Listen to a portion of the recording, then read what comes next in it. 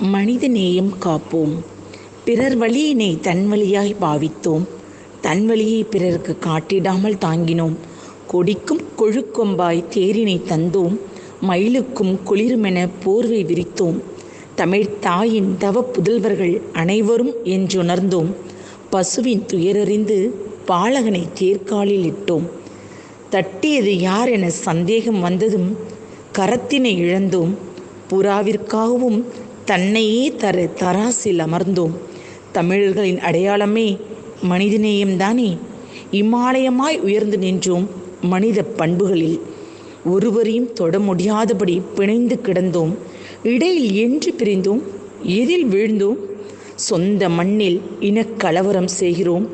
சகோதரர்களை சளைக்காமல் சாகடித்து புதைக்கிறோம். இளம் பெண்களை இரக்கமின்றி ஈனப்படுத்துகிறோம். ஈரமற்ற இந்த இதயம் என்று பெற்றோம். விலங்குகளிலும் இல்லை இனப்படுகொலை. உணவிற்காக மட்டுமே வேட்டையாடும் விலங்கை விட கீழானோம். நாய்கள் கூட குட்டிகளுடன் உறவு கொள்வதில்லை. குழந்தைகளை கூட கற்பழிக்கும் கொடூரம் காண்கிறோமே. இயற்கையை மீறுவதை இயல்பாக்கி கொண்டோம். இயற்கையும் மீறுவதை வழக்கமாக்கி கொண்டது. இரக்கமற்ற மனிதனை இரக்கமின்றி கொள்ள துடிக்கிறது. நமது செயல்களுக்கான பதில் உடனே செய்யப்படுகிறது. மேலே ஓசோனில் ஓட்டை விழுகிறது.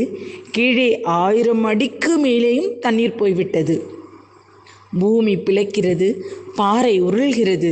வயநாட்டை போல் அநேக சுடுகாடு உருவாகப் போகிறது. இன்னும் உணரவில்லையா மானுடமே? மனிதம் வளர்க்க மனித நேயம் காப்போம். தேனியிலிருந்து ரோஜாராணி.